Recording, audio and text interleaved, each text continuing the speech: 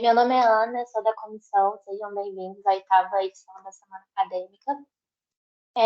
Eu vou passar as perguntas que vocês tiverem para a Nadine, então podem colocar no chat e no final a gente passa. E eu vou deixar ela se apresentar daqui a pouco, mas só uns recadinhos antes. Lembrando que a gente tem o churrasco da Semana Acadêmica amanhã e as inscrições só vão até hoje. Tá bem lá no link no Instagram, que é só se inscrever, tudo certinho. Recordar também de avaliar a Semana Acadêmica, o formulário. E a Semana Acadêmica é organizada pelos alunos, para os alunos, totalmente gratuita. E a gente precisa sempre de pessoas para colaborar. Então, se puderem também, são muito bem-vindos à ajuda. Vou passar então a palavra para a Nadine. Muito obrigada por ter aceito o convite. Vai ser muito legal, estou bem animada. Então, boa palestra para todo mundo. Obrigado, Ana. Boa noite, pessoal. Tudo bem? Então, a ideia hoje seria mais um bate-papo, tá? Então, eu vou apresentar para vocês aqui, compartilhar a tela. E a ideia hoje é basicamente apresentar um pouquinho sobre a minha experiência, né? Tanto na área ambiental como na área de segurança do trabalho.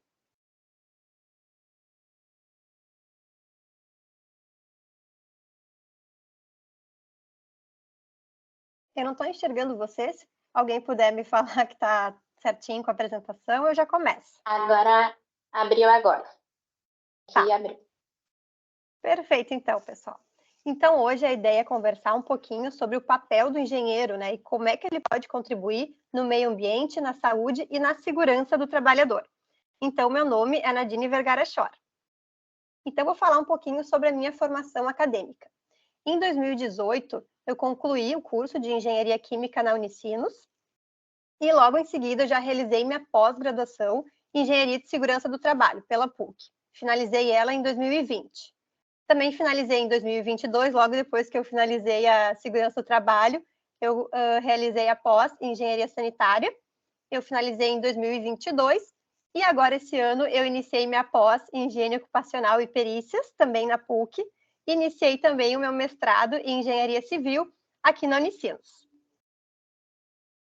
Então, vou começar falando um pouquinho sobre a minha trajetória, desde o momento que eu iniciei a engenharia química na Unicinos. Então, eu iniciei em 2012 e logo que eu comecei o curso, eu comecei a pesquisar, né, quais eram as pesquisas que tinha na Unicinos, né? A Unicinos é super reconhecida em pesquisa, tem muitos grupos de pesquisa em diferentes áreas, então eu estudei um pouquinho, né, o que tinha de pesquisa que mais me interessasse. Então, eu cheguei até o laboratório de saneamento ambiental na Unicinos. Lá eu conversei com a professora Luciana Gomes e, né, mostrei minha disponibilidade em trabalhar lá. No início, eu atuei como voluntária, né, no início da pesquisa, até ganhar experiência. Meu objetivo mais era conhecer, né, como eu estava recém entrando na faculdade, conhecer todas as pesquisas e o que tinha na faculdade, até achar uma área assim que eu mais me identificasse. No início é tudo muito novo, né? A gente tem muitos campos de atuação. Então, até a dica que eu dou para vocês é sempre experimentarem e procurarem áreas diferentes para vocês conseguirem ter uma noção do que mais vai se encaixar com o perfil de vocês, né? Então, o laboratório de saneamento ambiental me chamou muita atenção pela questão química, né? Então, eu comecei de maneira voluntária lá no projeto e depois eu ganhei uma bolsa do CNPq para iniciar a pesquisa. Então, lá no laboratório da Luciana, eu realizava coletas e desenvolvia análises químicas, né? A demanda bioquímica de oxigênio, que é a DBO, a demanda química de oxigênio, que é a DQO. Eu tive a oportunidade no laboratório de manusear o cromatógrafo iônico, que é um equipamento extremamente caro, né? São poucas universidades que têm, a Unicinos possui esse equipamento. Então, lá no laboratório, como bolsista, eu tive a oportunidade de conhecer esse equipamento e manusear ele. Também o equipamento de carbono orgânico total, tem lá no laboratório. Fazia também análise de cor, de turbidez, coliformes, sólidos, nitrogênio. Então, fazia uma série de análises químicas que foram super importantes depois para o meu desenvolvimento na área de laboratório. Então, foi uma pesquisa super interessante que agregou bastante também conhecimento. Então, uma dica assim, que eu dou para vocês que estão recém no início do curso, que pretendem no futuro partir para a área acadêmica, né?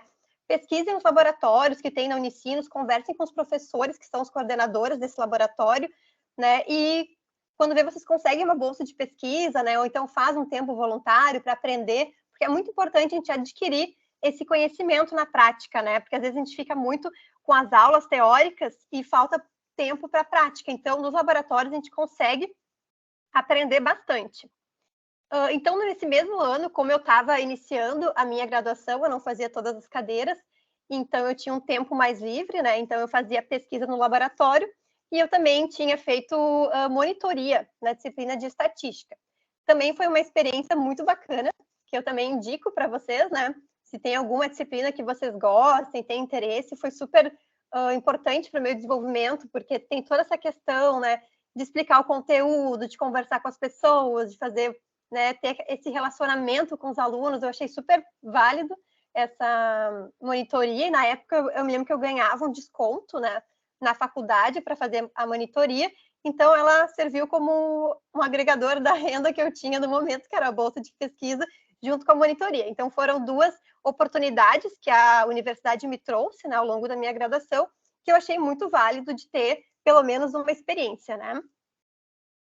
E logo depois, então, que eu fiz a iniciação científica, no outro ano, eu quis um estágio mais na indústria, né? Então, eu fui procurar indústrias e como eu tinha experiência no laboratório, né, de saneamento ambiental, eu já tinha uma familiaridade com as análises químicas.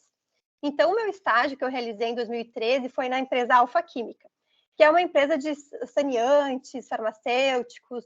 Então, lá, eu tive a oportunidade de atuar no controle da qualidade, também realizando, né, análises físico-químicas e microbiológicas desses insumos, né, farmacêuticos, cosméticos e saneantes. E depois eu tive a oportunidade de atuar na empresa na garantia da qualidade. Então, lá na garantia da qualidade, eu elaborava instruções escritas padronizadas, como os procedimentos operacional padrão. Isso é super importante, não só para o laboratório, mas em qualquer área que vocês forem atuar. É muito importante ter tudo padronizado, ter um método de trabalho, de modo que se entrar um funcionário novo naquele setor, através desse manual, desse procedimento, ele vai saber realizar aquela tarefa. Então, lá na garantia da qualidade, eu fazia esses procedimentos. Por exemplo, como realizar uma análise química de determinação de sulfato, por exemplo. Daí eu colocava todo passo a passo ali, de maneira que qualquer pessoa que entrasse no laboratório, ele ia conseguir ler aquele procedimento e entender como realiza. Então, é muito importante, né, tanto na indústria, empresas, ter esse procedimento, esse documento escrito, né, que mostra como realizar aquela tarefa. Assim, a gente garante que todo mundo vai realizar da mesma forma, né? Então, foi bem interessante para mim, foi uma experiência super bacana ter esse contato com os procedimentos, aprender como fazer um procedimento. Eu também fazia questão de cadastro, emissão de relatório de produtos, né, controlados para a Polícia Federal e para o Exército. Então, na indústria química também tem certos produtos, por exemplo, que podem ser utilizados para drogas, né? Então, todos esses insumos, a gente tem que prestar conta para a Polícia Federal, quem comprou, quando comprou, o CNPJ da empresa, e também a baixa no estoque. E o Exército, então, controla aqueles produtos que podem servir para fazer bombas, por exemplo. Então, também é controlado quem comprou, CNPJ, quantidade. Então, é uma outra nicho, né, nessa indústria química com a questão de produtos. É fazer esse relatório que tem que ser bem preciso para esses dois órgãos. Então, eu tive a minha experiência, isso tudo ao longo da minha graduação, né? Eu fiz a questão da pesquisa, de iniciação científica, que depois foi muito importante para o meu mestrado, né? Depois do final eu vou falar um pouquinho sobre o meu mestrado. Então, foi super importante para conseguir a bolsa do mestrado da Unicinos. Então, eu consegui a bolsa de 100%, né, da Unicinos. Muito se deve ao fato de já ter, né, experiência na pesquisa, de participar de seminários, de escrever artigos. Então, é uma dica que eu dou para vocês que pensam, né, seguir essa área acadêmica como mestrado. Já procurem grupos de pesquisa que vocês mais se identifiquem, porque foi muito importante para eu conseguir a minha bolsa de mestrado na Unicinos. Então, eu tinha experiência acadêmica, né, de iniciação científica, de monitoria, trabalhei na indústria química, e daí, como eu estava na faculdade, eu pensei, bom, vou trocar completamente de área agora, vou testar outros ramos, né, porque é isso a graduação, né, a graduação é um momento que a gente tem para testar e verificar o que mais nos chama atenção e o que mais a gente gosta de fazer. Que às vezes a gente pensa que gosta de uma coisa, tipo, eu achava que adorava laboratório, mas hoje eu vejo que não é muito a minha praia, porque eu também tive que testar outras oportunidades, né? Então, logo depois da Alfa Química, eu fui fazer um estágio na Taurus, né, que é aquela empresa de armas. Então, eu saí completamente da área química para uma área mais de processo. Então, nessa empresa, eu realizava a implantação de ferramentas visando o aumento da produtividade e a redução de custo. Então, basicamente, eu era estagiária, né, responsável para fazer um levantamento junto ao almoxerifado e verificar quais eram as ferramentas que mais eram utilizadas. Então, significa que aquela ferramenta ela tinha que ser trocada muitas vezes naquela máquina. Então, vai gerar todo um tempo do operador parar, quebrou a ferramenta, vai ter que trocar, é tempo parado de produção.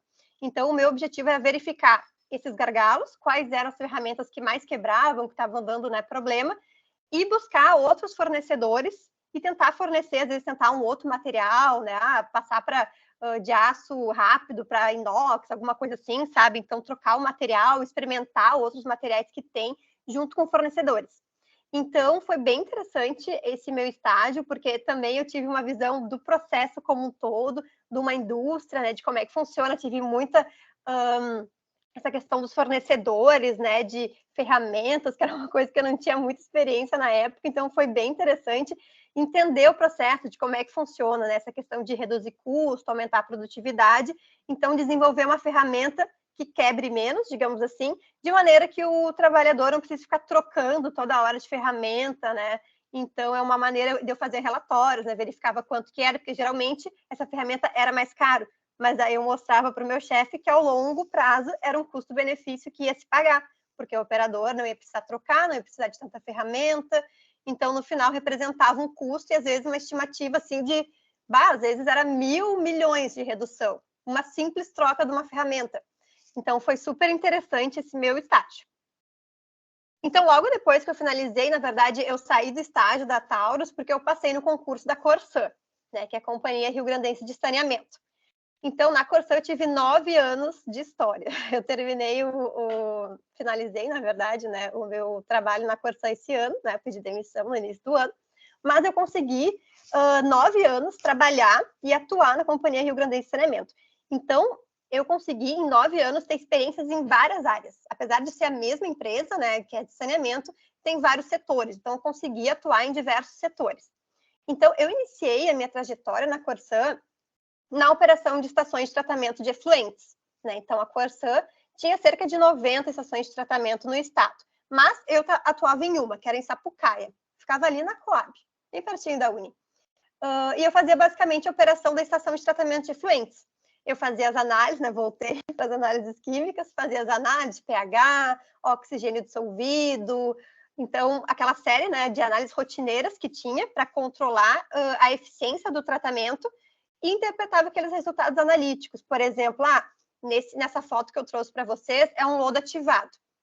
É um processo de tratamento que ele utiliza essa aeração superficial, esses reatores que eles vão oxigenar esse tanque, e dentro desse tanque tem bactérias aeróbicas, que são bactérias que precisam basicamente de duas coisas, de oxigênio, né, aeróbicas, então elas precisam de oxigênio, por isso que a gente coloca esses reatores de superfície, e precisam de alimento, que no caso de uma estação de tratamento de esgoto, é o próprio esgoto.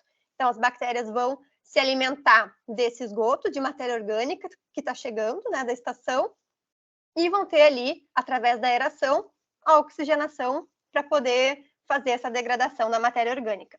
Então, foi bem interessante. Por exemplo, eu fazia análise de sólidos sedimentáveis, coletava uma amostra desse lodo, colocava numa proveta de 1 litro, esperava 1 hora para decantar, e eu conseguia verificar a sedimentabilidade do lodo. Então, eu conseguia avaliar quando é que eu tinha que realizar a limpeza daquele tanque. Então, também tem as limpezas, né, que são realizadas para garantir o tratamento, para não ficar um tanque sobrecarregado, né? Então, mais uma aguinha. Então, esse tempo, né, passei 2 anos operando a estação de tratamento, serviu muito como uma experiência de como é que funcionava, né, o tratamento na prática, os fatores que tem que observar. A estação de tratamento de esgoto tem muitos tipos, né? Pode ser aeróbica, pode ser anaeróbica, que daí são estações de tratamento de esgoto que não necessitam de oxigênio, né, de uma aeração. Então, também tem essa questão. Depois, eu passei para a superintendência de tratamento. Então, da operação, eu fui para o atendimento das licenças de operação da estação de tratamento. Então, cada estação de tratamento da Corsã tem uma licença de operação, que é um documento que vai identificar tudo o que aquele empreendimento precisa atender quanto a questões ambientais. Por exemplo, no caso de uma estação de tratamento análise, eles têm, dentre as diretrizes ali que precisam ser seguidas, um padrão de emissão. Então, por exemplo, tem uma quantidade máxima, né, de DBO, aquela efluente, né, precisa tratar, precisa remover para ser lançado num corpo hídrico, né, receptor, num rio. Então, essa licença traz, né, essa obrigação que aquela estação deve atender, a quantidade de DQO, DBO, o pH, a temperatura. Então, na superintendência de tratamento, eu conseguia fazer o atendimento dessas licenças. Então, eu tinha acesso a todos os resultados das análises das estações e a gente fazia um relatório para prestar contas para a FEPAM, que é o órgão do Estado que licencia e que cuida da parte do atendimento das licenças de operação. Então, a gente pegava os resultados das análises, né? Cada estação tem um engenheiro químico, um químico responsável pelo tratamento. Então, a gente fazia esse relatório, era uma periodicidade de 6 meses, a cada 6 meses, e emitíamos para a FEPAM, que é o nosso órgão fiscalizador. Então, eu ficava nessa gestão desses atendimentos das licenças. Também teve uma época que a gente implantou a ISO 9001 na Corsã.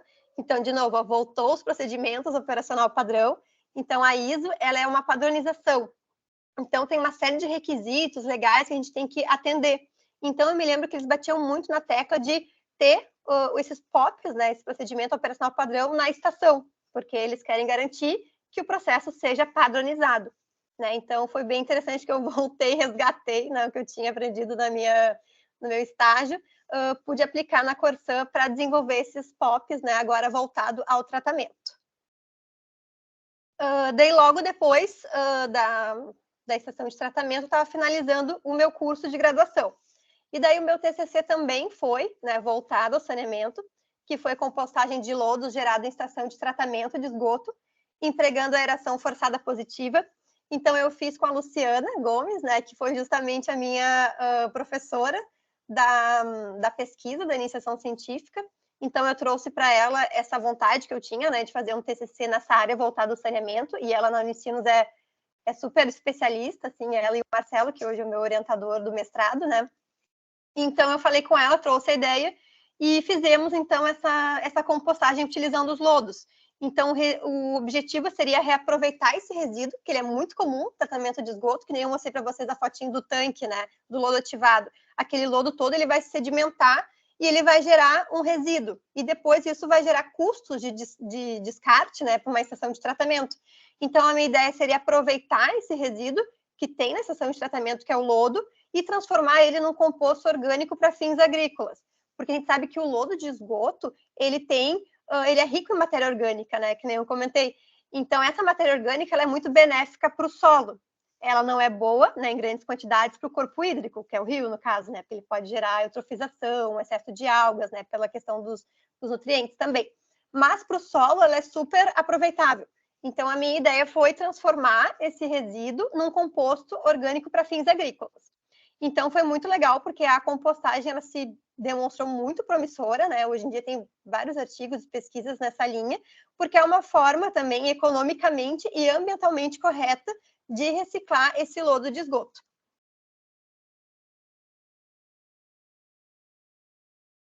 Então, depois, né, eu trabalhei na Corsã também num programa especial, realizando o planejamento, gestão e desenvolvimento de um projeto piloto na companhia, que seria a limpeza de fossas sépticas, como uma alternativa para esgotamento sanitário em municípios pouco adensados. Então, a fossa séptica, ela é regida pela NBR 7229 de 93. Então, ali vão falar todas as premissas que precisam para se construir um sistema de fossa séptica. Então, lugares que não têm a rede coletora de esgoto, que vai ser direcionado o esgoto daquelas residências para uma estação de tratamento, é necessário fazer um tratamento em loco, um tratamento daquele esgoto no próprio lote do usuário. Então, a fossa séptica ela é uma alternativa de tratamento. Então, tem a fossa séptica, tem o filtro, e logo depois tem a unidade de afastamento, que pode ser tanto um sumidouro, que daí aquele efluente tratado pela fossa e pelo filtro, ela vai sumir no solo, né? Porque o sumidouro é um tanque vazadinho nas paredes, então aquele efluente que passou pela fossa, pelo filtro, vai ser disposto ao meio ambiente através do solo, ou então ele pode ser a unidade de afastamento, uma rede pluvial, né? Daí depois de passar por esse tratamento, vai para a rede pluvial, e a rede pluvial vai desembocar em algum curso hídrico ali do município.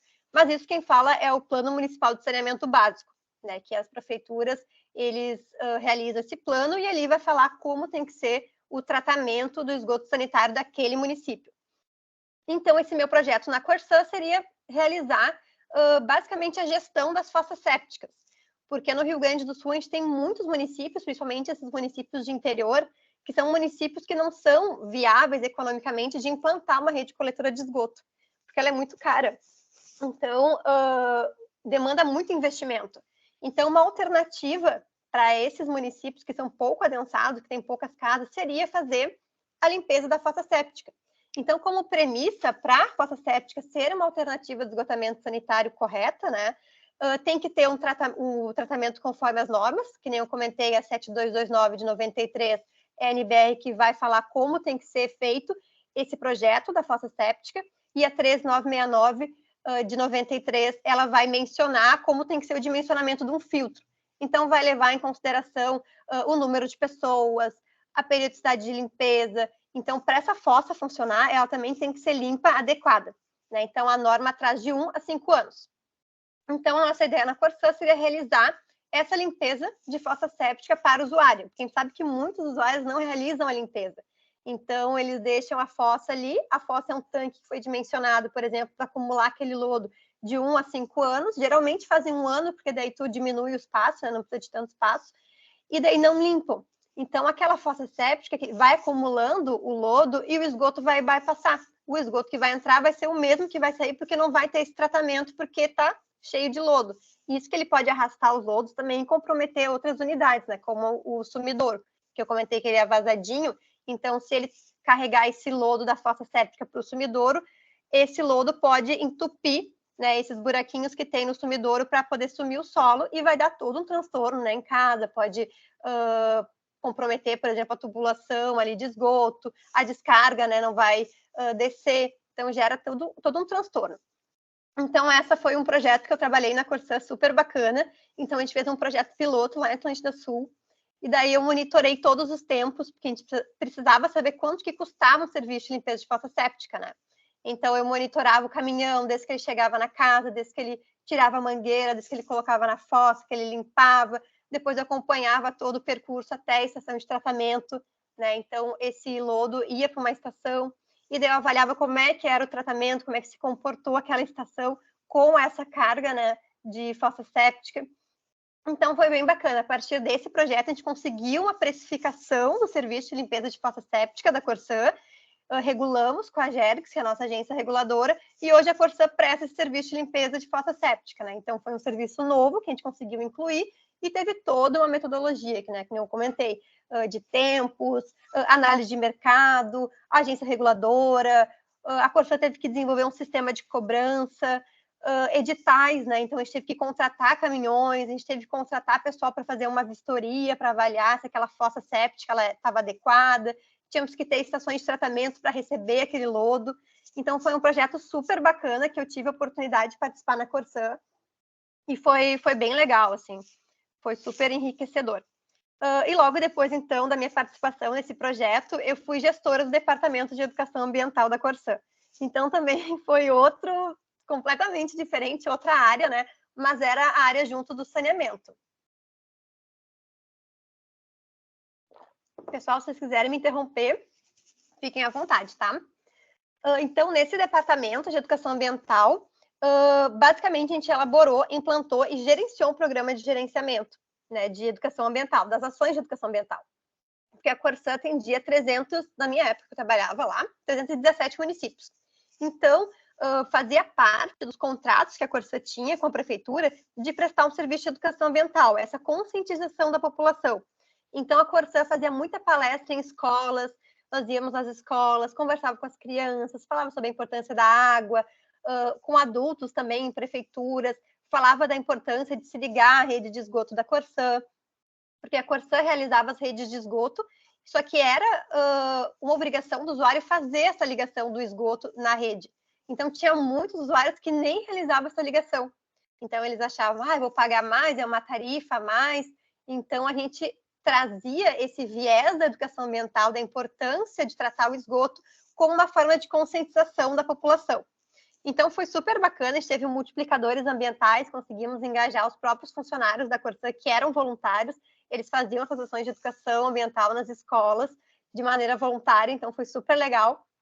Nós criamos uma plataforma, que era o H2 Hoje, da Corsã, que era um sistema também integrado, que falava sobre sustentabilidade hídrica, ele tinha várias propostas pedagógicas também para os próprios professores trabalharem em sala de aula, essa questão do conteúdo, né? Então, a gente desenvolveu uma série animada, que era a Patrulha da Água, que falava sobre as questões, né, da conscientização da água, eles queriam despoluir, eram o Joca e a Nina, dois personagens que queriam despoluir o rio da sua cidade. Então, foi bem bacana. Tinha um episódio, acho que era o quarto, ele está disponível, se quiserem acessar, é h2hoje.com. Esse quarto episódio, eles visitam uma estação de tratamento de água da Corsã.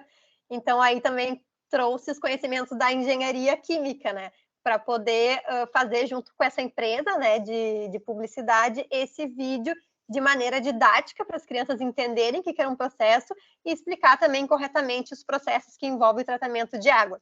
Então, foi super bacana, a gente fez uns joguinhos também, que o pessoal cuidava de um peixinho, então eles tinham que responder todos os dias um quiz sobre meio ambiente, né? Senão aquele ecossistema ali do peixinho ia ficando poluído. Então, foi super bacana. Foi um outro projeto também bem diferente daqueles que eu estava atuando, né? Mas também foi voltado às questões de meio ambiente, de sustentabilidade.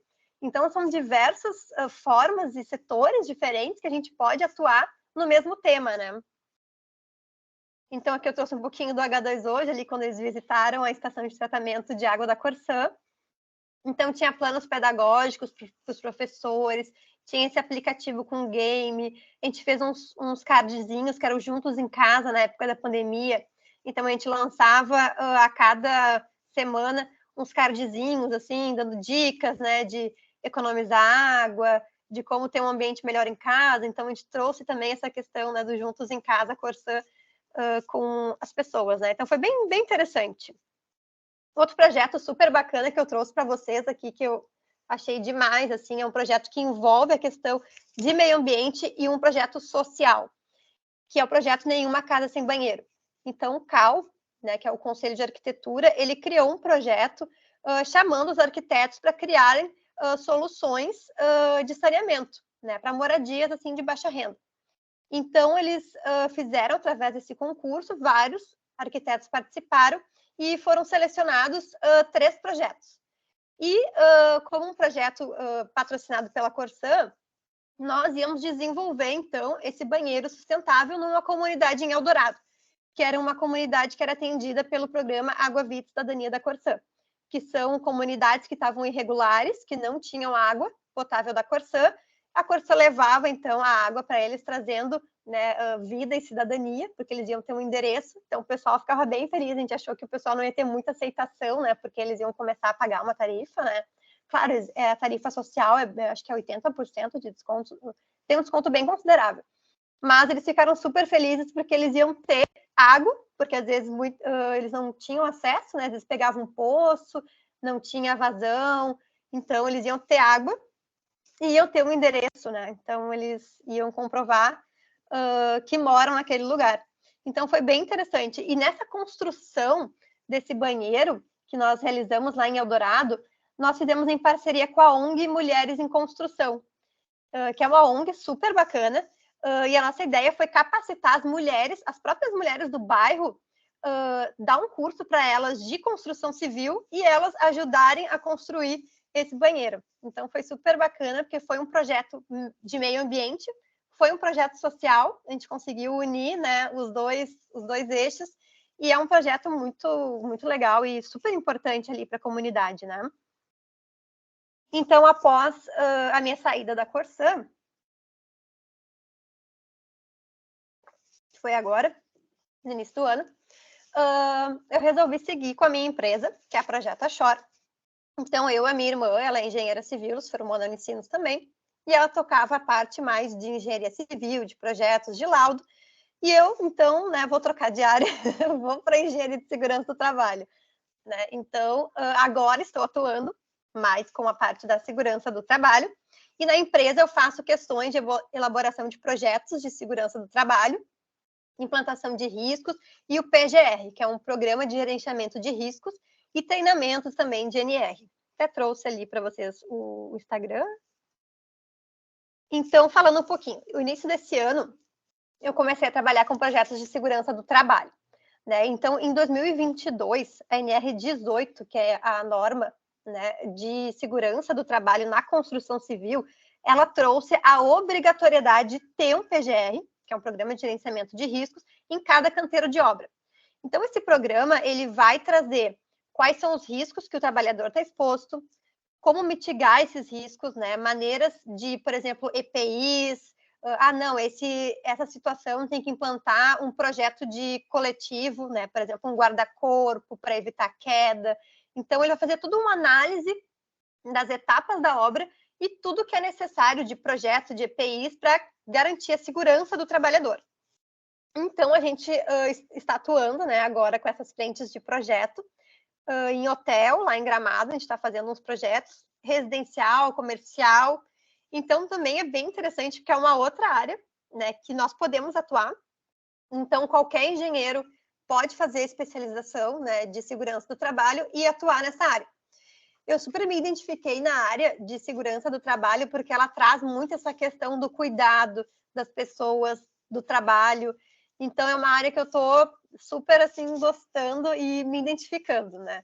Porque a gente traz justamente esses projetos, né? Por exemplo, restos de andaime, que eles têm que ser executados com segurança, né? Para garantir que o trabalhador, né, saia ileso e volte para suas casas são e salvo. Então, super importante e super legal esses projetos. Outro projeto também que eu estou atuando de segurança do trabalho é numa revitalização de uma fachada de um prédio aqui em Porto Alegre. Então, tem 17 andares. O pessoal está utilizando o andaime suspenso, que eu trouxe aqui nessa primeira imagem, ó. Então, ele fica ancorado lá em cima da cobertura. O engenheiro de segurança do trabalho faz esse projeto e eu fiscalizo, né, para verificar se está tudo certinho, se esses cabos aqui, ó, de aço, se eles estão em perfeitas condições, se a linha de vida, que é o que vai sustentar o trabalhador caso ele caia do andaime, também tem perfeitas condições. Aqui eu trouxe o pessoal fazendo a retirada das pastilhas, então a gente observa que tem riscos, né? O próprio capacete para evitar quedas de material, a luva, questão de máscara, que a gente consegue observar que ele está lixando uma superfície, então gera bastante poeira, então tem que ter a máscara. Então, super interessante esse trabalho, que também vem através do PGR, né? Esse programa de gerenciamento de riscos foi feito antes de iniciar a obra e foi levantado todos os EPIs, todos os equipamentos de proteção coletiva que necessitavam para ser realizado o trabalho da melhor forma. Então, vou ver o horário aqui. Nós estamos tranquilos.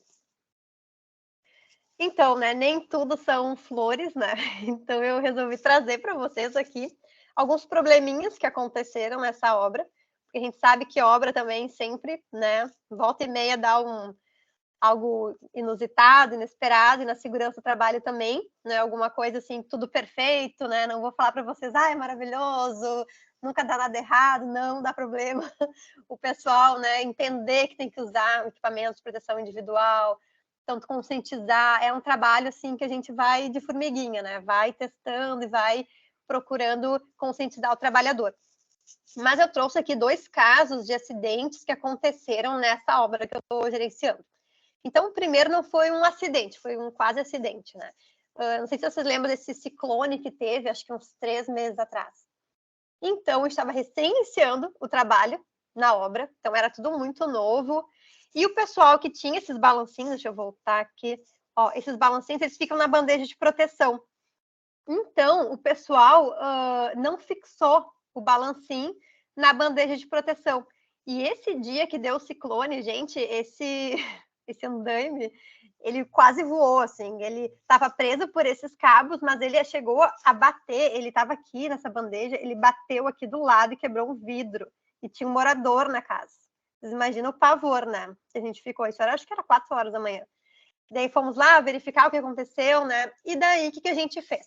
Eu trouxe para vocês uma técnica de investigação de acidentes que super me ajudou, assim, e eu utilizo sempre que acontece algum incidente, que é a técnica de investigação dos 5 porquês. Tá? Então, até trouxe ali um exemplo para vocês que é bem interessante, porque através desses porquês, a gente vai conseguir identificar a causa raiz do que aconteceu. Né? Então, por exemplo, ali, como exemplo, né? Problema, peça defeituosa. Por quê? Resultou de um problema no processo produtivo. Por quê? Ocorreu uma avaria no equipamento. Por quê? Não foi realizada a manutenção preventiva. Por quê? A manutenção preventiva do equipamento não estava incluída no plano. Por quê? O manual do fornecedor do equipamento não foi consultado. Então, a contramedida incluía a manutenção preventiva para o equipamento conforme o manual. Então, foi bem interessante. A gente usou essa técnica dos porquês para entender. Então, a gente observou que aquele acidente que deu com o balancinho, que ele destruiu a janela do vizinho, foi porque o balancinho não estava fixado na bandeja de proteção e não tinha um procedimento operacional padrão. Ó, voltamos no POP. Não tinha um procedimento padrão para verificar se aquele balancinho tinha sido fixado ao final do turno de trabalho. Então, o que eu fiz? Analisei a situação, foi uma equipe multidisciplinar, foi um engenheiro civil, o coordenador de obras, que começamos a investigar o porquê que aconteceu aquele acidente. E depois que acontece, a gente tem a causa, a gente tem que fazer um plano de ação, que é bem conhecido, né? O 5W2H. O que, porquê, onde, quando, quem, como, quanto custa. Então, por exemplo, fixar o balancinho.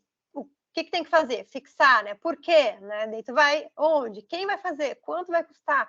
Então, para cada etapa, desse balancinho, a gente chegou em 2 conclusões. Fixar o balancinho e ter o procedimento. Então, a gente conseguiu fazer um plano de ação para evitar futuros acidentes. Então, hoje em dia, graças a Deus, não aconteceu mais nenhum acidente desse tipo. O pessoal sempre fixa ali o balancinho, a gente verifica se está fixado.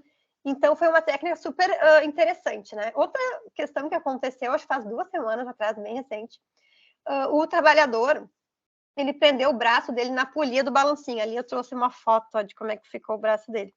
Então, também foi outra questão que a gente teve que investigar e chegamos à conclusão que a gente poderia fazer um equipamento ali, uma proteção daquela polia e também fazer uma orientação mais, assim, enfática para os trabalhadores. Sempre que eles forem subir e descer o balancinho, eles têm que ficar no centro.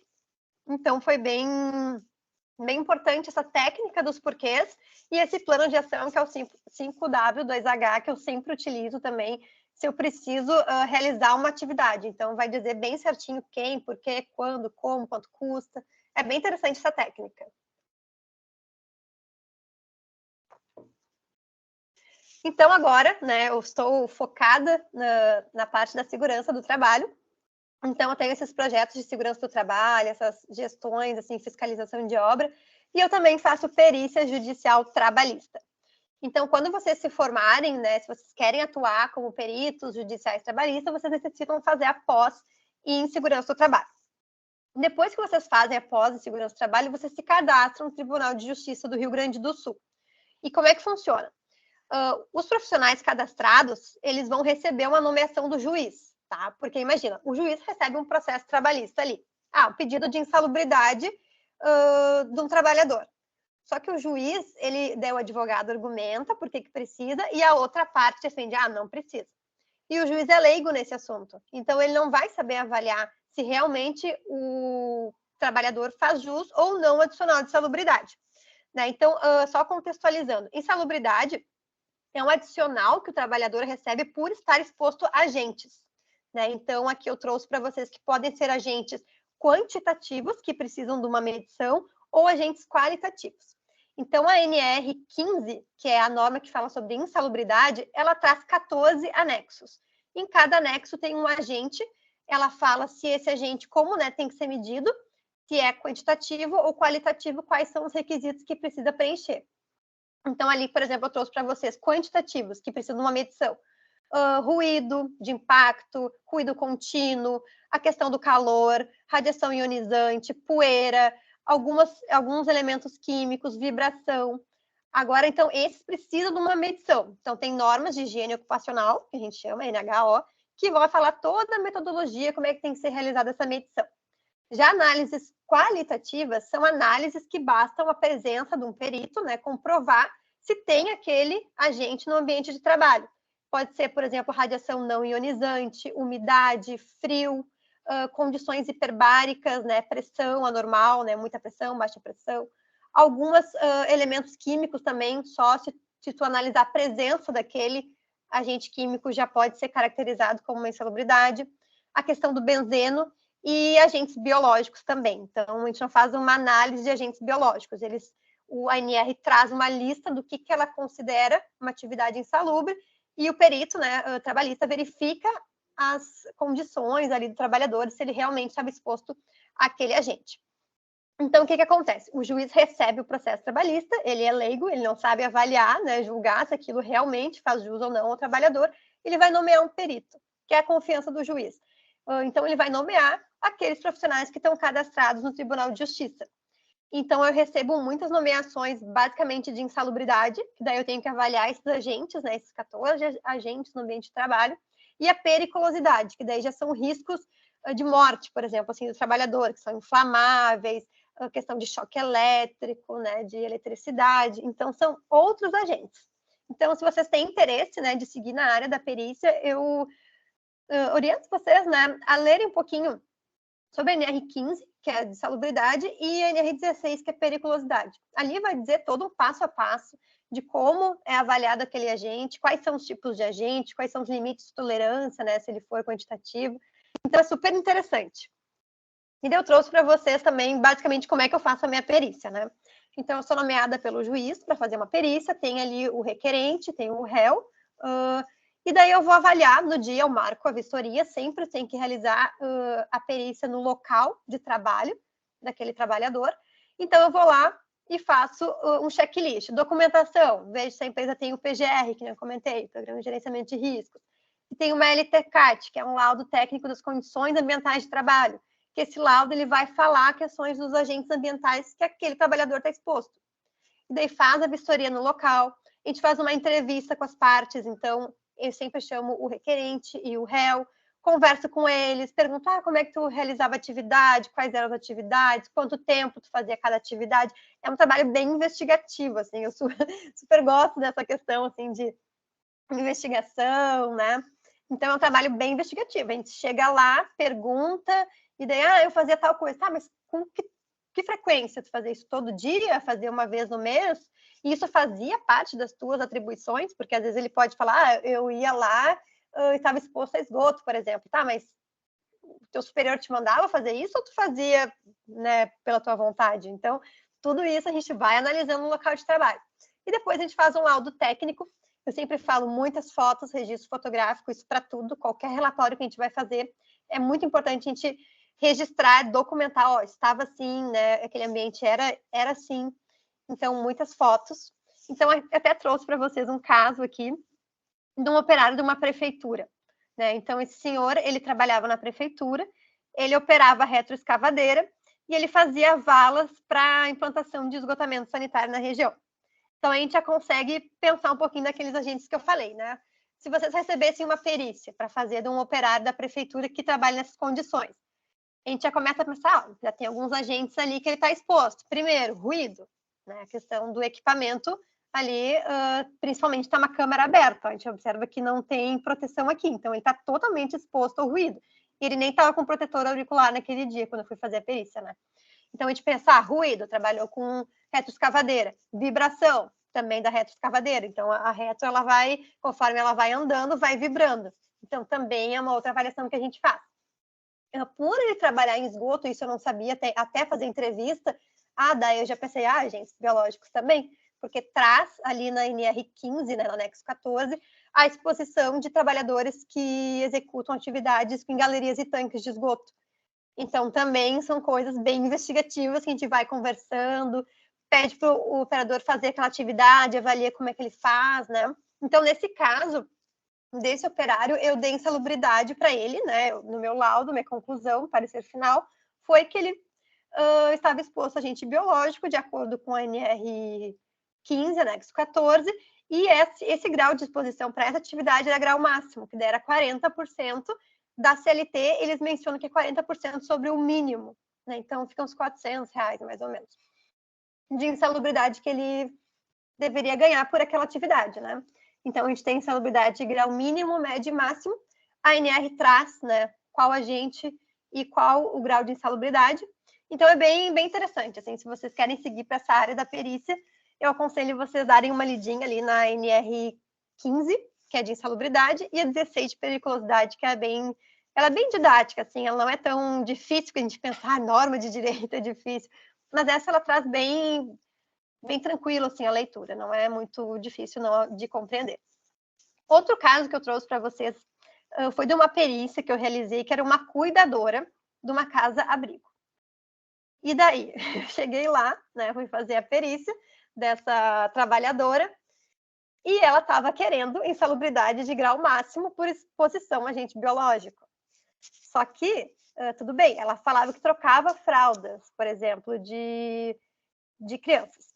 Mas a lei é muito clara, a gente não pode fazer analogias, né? Se a lei, a NR15, não traz que a troca de fraldas é uma atividade insalubre, você não pode caracterizar como insalubre de grau máximo, né? Comparar com o cara que fica diretamente no esgoto, né? Então, a norma traz que fazer trabalhos como esgoto, tu faz jus ao adicionado de salubridade. Agora, tu trocar uma fralda, por mais que ela possa, né, estar exposta a agentes ali, não está descrito na norma. Então, se não está descrito na norma, eu não posso caracterizar como uma insalubridade. Então, ali, aquela conversa que eu tive, né, chamei ela, claro, na hora a gente nem fala nada, a gente só escuta. Vamos escutar as duas partes e depois a gente faz o nosso laudo com as conclusões, né? O advogado tem acesso e o advogado também do réu tem acesso. Então, é bem interessante, é um trabalho bem investigativo, cada caso é um caso. Claro, quando a gente olha o cargo, a gente tem mais ou menos uma noção dos agentes que ele pode estar exposto. Mas lá, quando a gente chega para fazer a perícia, pode ser uma outra realidade. Ele pode fazer uma outra atividade, né?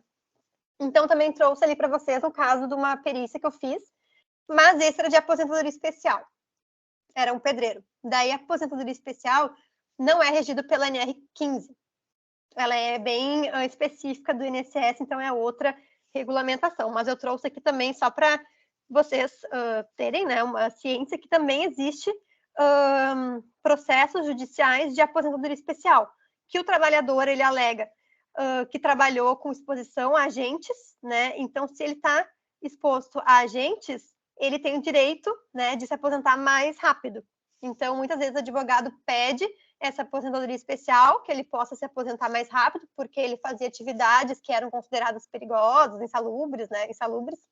E daí a gente avalia também essa questão, mas é de uma vida mais distante, assim, né? Fiz uma perícia esses tempos, de um senhor que trabalhava numa madeireira, e ele trabalhava naquela madeireira em 1980. Então, imagina, eu tive que chegar lá, tive que pedir documentação, e daí, por incrível que pareça, a empresa eles tinham as fichas de entrega de EPI, eles tinham o PGR da época, né, que era o PPRA, que é o Programa de Prevenção de Riscos Ambientais.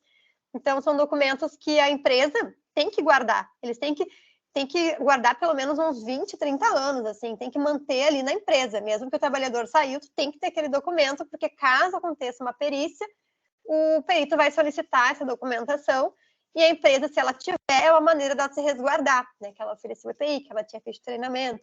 Então, é bem importante também essa documentação na segurança do trabalho. Tudo a gente tem que evidenciar, tudo tem que ter provas, né? Então, falando um pouquinho do meu mestrado de engenharia civil, também estou trazendo para essa área de segurança do trabalho. Está bem inicial, eu comecei agora, em agosto, né? Mas eu estou discutindo com o Marcelo, que é o meu orientador, que também trabalha junto com a Luciana. Então, a nossa ideia é fazer a utilização de sensores vestíveis aplicados na construção civil para saúde ocupacional e segurança do trabalho, com foco no trabalho em altura. Então, assim, atualmente, a gente observa que a construção civil tem muitos índices de acidente. E a questão de trabalho em altura representa um risco, assim, quase que fatal. Muitos trabalhadores que estão expostos, né, a atividades em altura, quando eles têm uma queda, geralmente eles podem morrer ou ter uma lesão incapacitante. Então, na verdade, a minha ideia seria colocar sensores nesses trabalhadores, no EPI, primeiro avaliar os riscos, né, que estão presentes no ambiente de trabalho e colocar esses sensores para poder avaliar, por exemplo, se ele está utilizando EPI, um sensor, por exemplo, ambiental, que vai medir a quantidade de vento, né, porque às vezes muito vento ele inviabiliza o trabalho em altura, a umidade também, não pode estar chovendo. Então, são sensores ambientais, sensores vestíveis do trabalhador e sensores de saúde também para monitorar a questão de batimento cardíaco, né? Porque a chance dele ter, imagina, um mal súbito num trabalho em altura é muito, muito grande, né? O risco de acidente. Então, a minha ideia é fazer, tá bem inicial ainda, mas é uma ideia de trazer essa aplicação de sensores vestíveis na construção civil para poder monitorar o trabalhador, né? Tanto aspectos ambientais quanto de saúde e físicos, né? A questão dele estar utilizando o EPI ou não. Então, uma dica que eu dou para vocês é aproveitem as oportunidades e explorem diferentes áreas. Então, vocês têm que ir testando, assim, na prática, verificando qual área vocês têm mais interesse de seguir, né? Não é vergonha nenhuma trocar de área, vocês não precisam entrar numa área agora e seguir para o resto da vida. Se vocês não gostarem, eu fazia 1 ano e já é para outra área, para tentar ter o máximo de experiência, né? Mas pode dar sorte de vocês chegarem num estágio, numa pesquisa, e super me identifiquei, isso que eu quero seguir para a vida. Perfeito, tudo bem.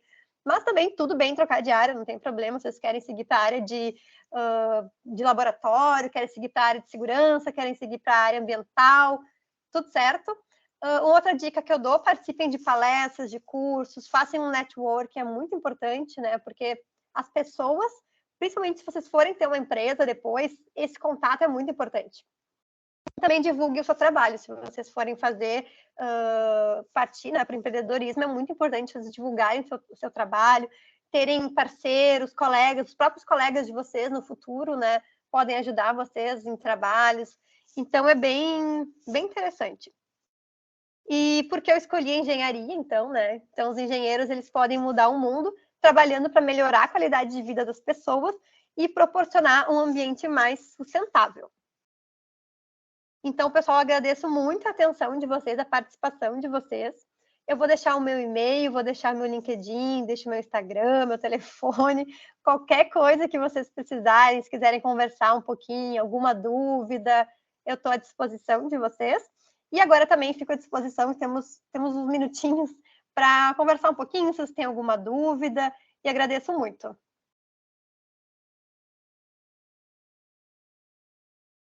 Se alguém tiver alguma pergunta, pessoal, pode levantar a mão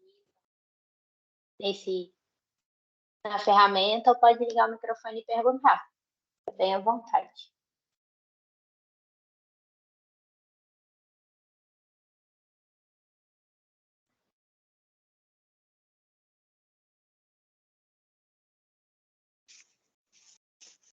Qualquer coisa também podem me mandar um e-mail, WhatsApp, sem problema também. Eu A queria ideia... perguntar, Oi. eu queria perguntar se está por dentro do caso que aconteceu em São Paulo. Se pudesse falar sobre Qual o caso? o do que caiu, acho que foi um andaime que caiu, ficou pendurado num prédio aí. Eu não sei desse caso em específico, mas em atividades com andaime tem muito risco, né? Ele tem muito risco de queda, principalmente se ele não for realizado um projeto por um engenheiro de segurança, né?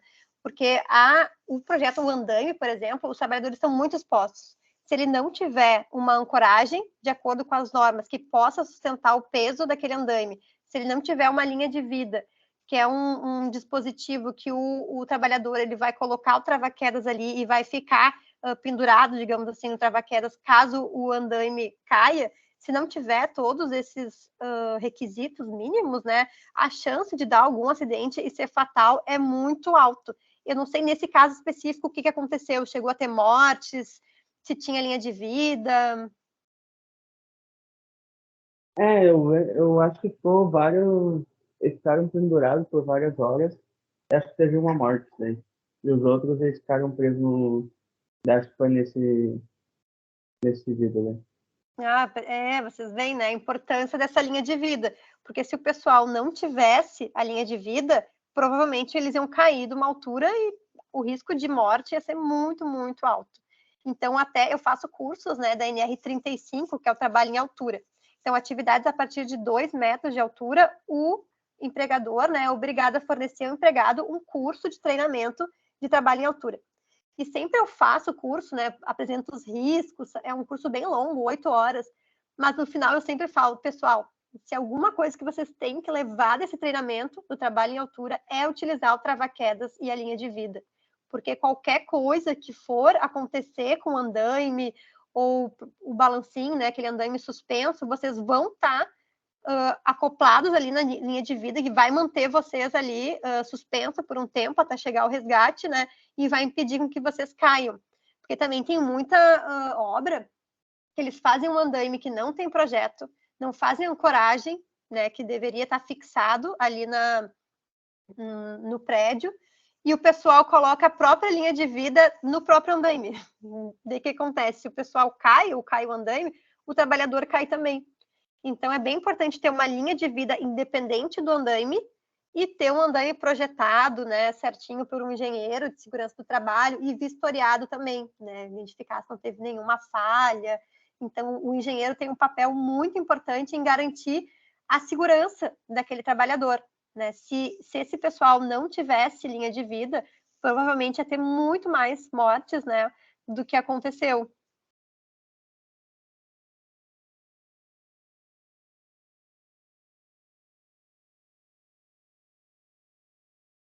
Mais alguém, pessoal?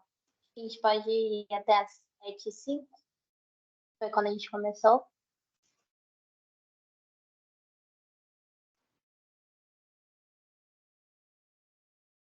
Não. Uhum. Não? Então tá.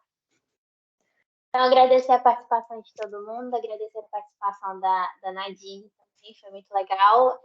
Eu acredito que essa palestra vai estar disponível depois. E é isso, muito grata, pessoal, pela presença e bom restinho de semana. Obrigada, agradeço imensamente a participação de vocês. Estou sempre à disposição, se vocês precisarem tirar alguma dúvida, conversar, estou à disposição também. Obrigada, Ana, pelo convite. Foi muito legal conversar com vocês hoje.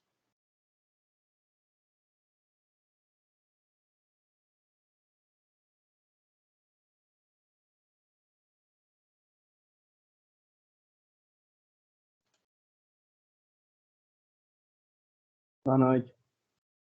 Boa noite, pessoal. Obrigada pela presença. Boa noite. Tchau, boa noite. Obrigada.